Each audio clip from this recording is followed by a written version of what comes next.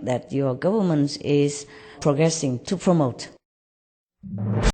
Supreme Master Ching Hai's talks today and the interaction was really a remarkable inspiration for me to hear her passion, to see and feel her passion and a commitment to what it means to planet Earth. If we could all move towards a vegan diet is a source of inspiration and a message of extreme importance to all of us, because she's absolutely right that indeed most of the world's greenhouse gases, the largest source of emissions, actually come from farms that breed animals for human consumption. We need to have the personal commitment, and that personal commitment needs to be strong enough to actually translate into a call for action by our leaders around the world. And by combining those two things, which Supreme Master so clearly has done, I think we can move towards her stated a very noble objective. Be veg, go green to save the planet.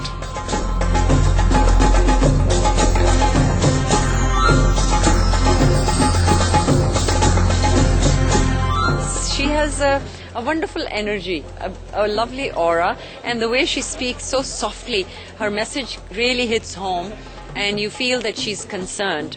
And she gives good percentage or researches about the region that she's talking about. So that made a lot of sense. Her message was really wonderful, that we can save the planet by such a simple choice as changing our diet. I come from a culture which are primarily meat eaters. But today, after Supreme Master's message, I'm really thinking deep about it, that how a little bit we can make a difference in the world. So I will be sharing this message with not only family, friends, and whenever I get an opportunity on the media, I would share this message.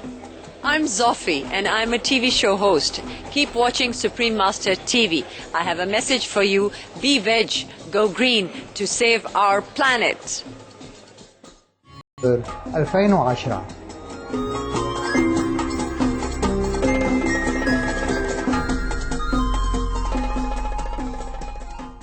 We need every help right now in this emergency situation. Urgent time to save our planet.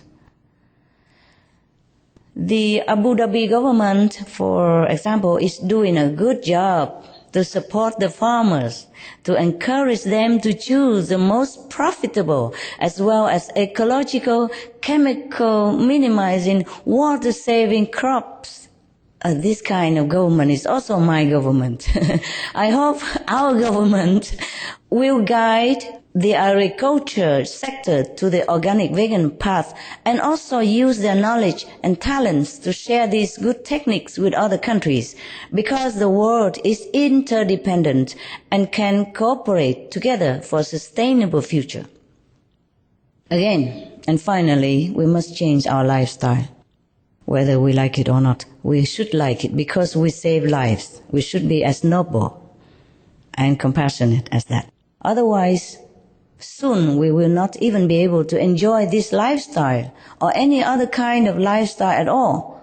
We should live more simply, sustaining ourselves on the best diet and the ecology diet, that is organic, vegan.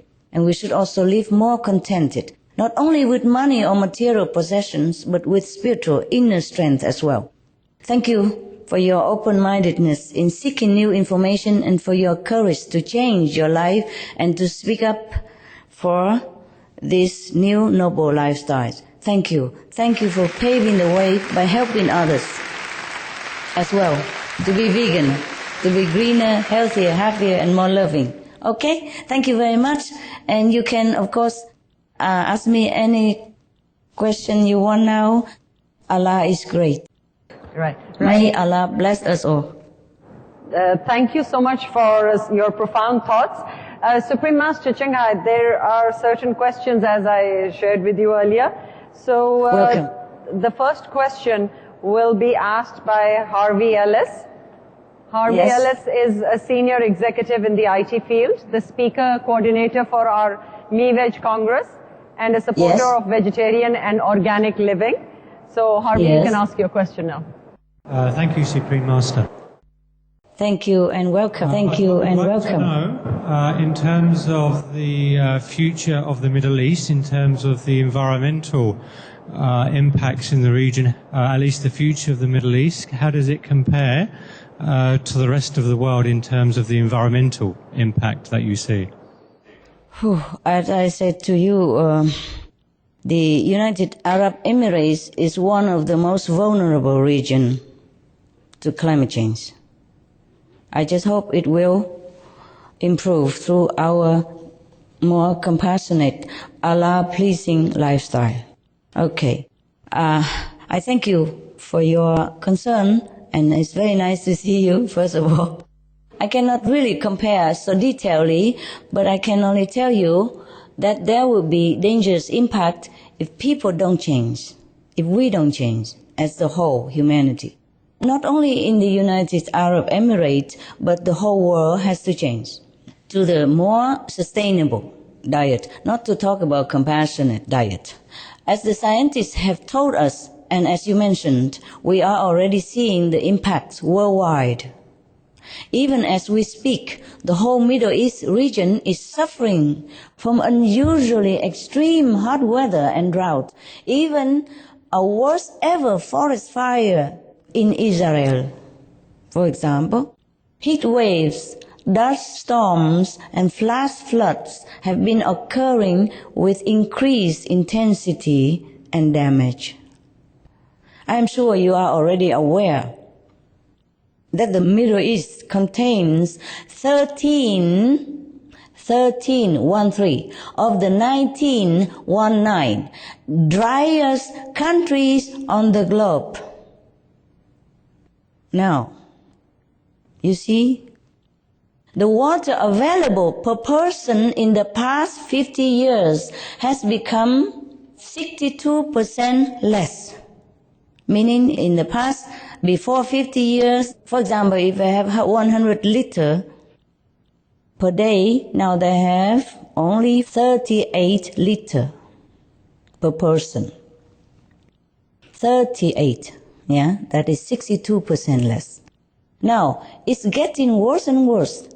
In just 5 years, I had one Arab person will have to survive on less than 1/10 the amount of water available to the average person in the world in comparison.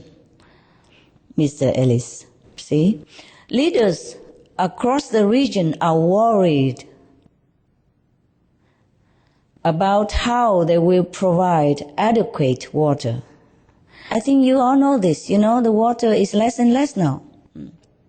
Christians, Muslims, and Jews in the Holy Land are praying for rain. And the Jordanian government is even pleading to the people to hold prayers for rain after 5 years of unusually dry conditions. The desert is spreading relentlessly in northern Africa. Massive sandstorms in Iraq have become much more frequent, more severe. Ancient irrigation systems in Syria have collapsed. There are Egyptian farmers so desperate for water, they dangerously use untreated sewage liquid to try to irrigate their crops. And in the Persian Gulf, groundwater sources don't have time to replenish and are being infiltrated by salty water from the rising seas, not just one. The Arab world's legendary Jordan River, you know, the Dead Sea and the River Nile are shrinking so fast, shrinking.